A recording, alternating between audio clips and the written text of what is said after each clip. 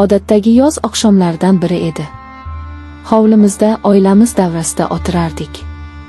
Qaynonam o'zining cheksiz hikoyalarini aytar, qaynopam esa telefoni bilan band edi. Erim Sardor ham shu yerda yonimda o'tirardi, lekin xayoli boshqa yerda edi. Ishdagi muammolar uni butunlay o'ziga tortib olgandi. Uning nigohi goh telefonga, goh yerga qadalardi. Uning borligi ham, yo'qligi ham bilinmasdi. Jasur qaynim bizdan sal narida o'tirardi. Uning diqqati bizda, oilaviy suhbatimizda edi. Men uning nigohini o'zimda his qilib turardim. Bu shunchaki qarindoshlik nigohi emasdi. Unda qandaydir iliqlik, tushunish va yana nimadir bor edi. Bu nimadirni anglashga qo'rqardim. Biz kamdan-kam gaplashardik, lekin har safar suhbatlashganimizda men uning dunyosiga sho'ng'ib ketardim. Uning fikrlari, orzulari, hayotga qarashlari menga juda yaqin edi. Erim Sardor esa u o'zining ishi va muammolari bilan yashardi. To'satdan qaynonamning ovozi xayollarimni buzdi. Voy, esdan chiqmasin, ertaga Oysara xolangnikiga borish kerak. Dorilarini olib borib berish kerak edi. Sardorjon bolam, ertaga vaqting bo'ladimi? Sardor telefondan boshini ko'tarmay javob berdi. Oyijon, ertaga ishim juda ko'p. Umuman vaqtim bo'lmaydi. Uning javobi qisqa va qat'iy edi. Qaynonamning yuzi biroz burishdi. Shu payt Jasurning ovozi eshitildi. Oyi, xavotir olmang. Men o'zim borib kelaman. Yangam bilan boramiz, zerikmayman ham. Uning bu taklifini kutmagandim. Hamma menga qaradi. Men nima deyishni bilmay qoldim. Erim Sardor bir zumga telefondan boshini ko'tarib menga va Jasurga qarab qo'ydi. Ha, yaxshi fikr. Borib kelinglar. Menga ham tinch bo'ladi. Uning bu so'zlari yuragimga sanchildi. Menga ham tinch bo'ladi. Demak, men uning uchun shunchaki bir muammo edim. Jasur menga qarab jilmaydi. Uning tabassumi shunchalik samimiy ediki, men rad eta olmadim.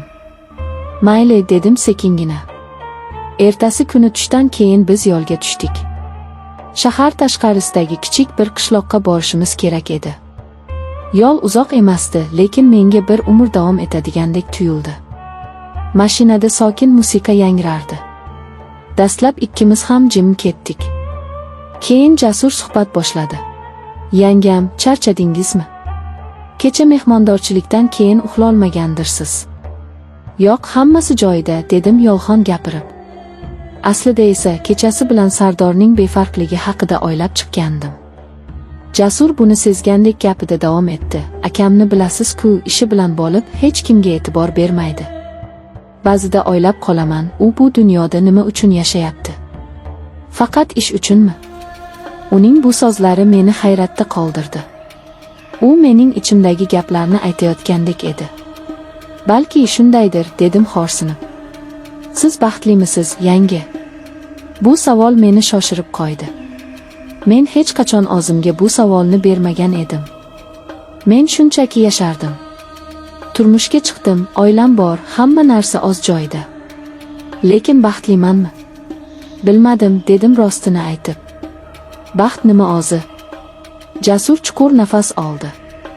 Baxt bu seni tushunadigan insonning yonida bo'lish. Seni so'zsiz anglaydigan, sening ko'zlaringga qarab dardingni biladigan inson bilan yashash. Baxt bu o'zingni yolg'iz his qilmaslik. Uning har bir so'zi yuragimning tub-tubiga yetib borardi. Men unga qaradim. Uning ko'zlarida dard va shu bilan birga qandaydir bir umid uchqunlarini ko'rdim. U ham yolg'iz edi. O'z oilasi davrasida yolg'iz edi. Biz xolamnikiga yetib keldik. Dorilarni berib bir piyola choy ichib qaytishga hozirlandik. Orqaga qaytayotganimizda quyosh botayotgan edi. Osmon qip-qizil tusga kirgandi. Bu manzaradan ko'z uzolmay qoldim. Juda chiroyli, dedi Jasur mashinani sekinlatib. Ha, dedim past ovozda. U to'satdan mashinani yo'l chetiga to'xtatdi. Biz baland bir tepalikda edik. Pastda butun shahar kaftdek ko'rinib turardi. Shahar chiroqlari yulduzdek charaqlardi. Bu yerga ba'zan kelib turaman, dedi Jasur. Yuragim siqilganida, yolg'iz qolgim kelganida shu yerga kelib shaharga qarab o'tiraman. Odamlar chumolidek ko'rinadi. Har kimning o'z tashvishi, o'z hayoti bor. Lekin shu millionlab odamlar ichida seni tushunadigan bir dona inson topilmasa, bu juda qiyin. Biz mashinadan tushdik. Salqin shabada esardi. Men yengil ko'ylagimda biroz sovqotdim. Jasur buni sezib, o'zining yengil kurtkasini yechib yelkamga tashladi. Uning harakati shunchalik tabiiy ediki, men qarshilik qilmadim. Kurtkasidan uning atirining hidi kelardi. Bu hid meni mast qildi. Biz uzoq vaqt jim turdik. Sozlarga hojat yo'q edi. Biz bir-birimizni sozsiz tushunardik.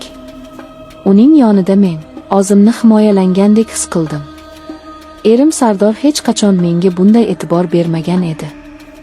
U hech qachon meni sovqotganimni yoki charchaganimni sezmagan. "Yangi, siz juda yaxshi insonsiz", dedi Jasur to'satdan.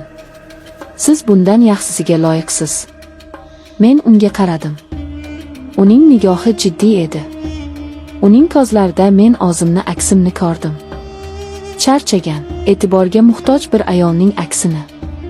"Kech bo'ldi, ketishimiz kerak", dedim. "Yo'q", dedi u. "Hozir uyga borsangiz, yana o'sha muhitga tushasiz. Yana o'zingizni yolg'iz his qilasiz.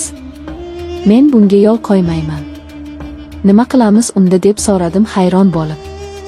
"Bir do'stimning shahardan tashqarida kichik bir dala hovlisi bor. Hozir u yerda hech kim yo'q. U yerga boramiz, dam olasiz, mazza qilamiz. Ertalab uyga qaytamiz. Hech kim hech narsani bilmaydi." Uning taklifi meni shokka tushirdi. Bu noto'g'ri edi. Lekin shu bilan birga men uyga qaytishni istamasdim. Men yana erim Sardorning befarq nigohini ko'rishni xohlamasdim. Men bir kecha bo'lsa ham o'zimni erkin his qilishni istardim. "Mayli", dedim o'zim ham kutmagan holda.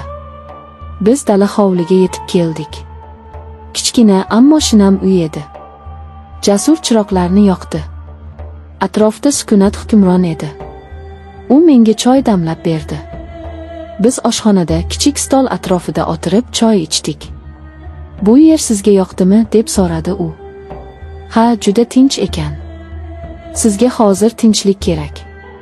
U o'rnidan turib yotoqxonaga kirib ketdi. Bir ozdan so'ng qaytib chiqib dedi, "Siz shu yerda dam oling. Men mehmonxonadagi divanda yotaman. Xotirjam bo'ling." Uning bu gapi meni yanada o'ziga tortdi. U mening sha'nimni, or-nomusimni o'ylardi. Men yotoqxonaga kirdim. Toza choyshabning hidi dimog'imga urildi. Lekin uyqum kelmadi. Xayollarim chalkashib ketgandi. Men nima qilayotganimni o'zim ham tushunmasdim. Bir tomondan vijdonim qiynalardi, ikkinchi tomondan esa yuragim bu yerdan ketishni istamasdi. Ancha vaqt o'tdi. Men uxlay olmadim. Sekin o'rnimdan turib mehmonxonaga chiqdim. Jasur divanda yotardi. U ham uxlamagan edi. Meni ko'rib o'rnidan turib ketdi. "Nega uxlamadingiz, yanga? Biror narsa bo'ldimi?" "Yo'q, shunchaki uyqum kelmadi." Biz yana birga o'tirdik. Bu safar biz bir-birimizga juda yaqin o'tirardik. Men uning nafasining issig'ini his qilib turardim. "Jasur", dedim pichirlab. Bu birinchi marta uni ismi bilan chaqirishim edi. U menga qaradi. "Labbay", dedi u ham pichirlab. Men nima deyishni bilmasdim. Shunchaki unga qaradim.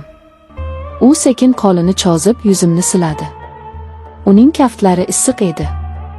Bu teginishdan butun vujudim titrab ketdi. "Qo'rqmang", dedi u. "Men sizni xafa qilmayman." U sekin menga yaqinlashdi. Bizning nigohlarimiz to'qnashdi.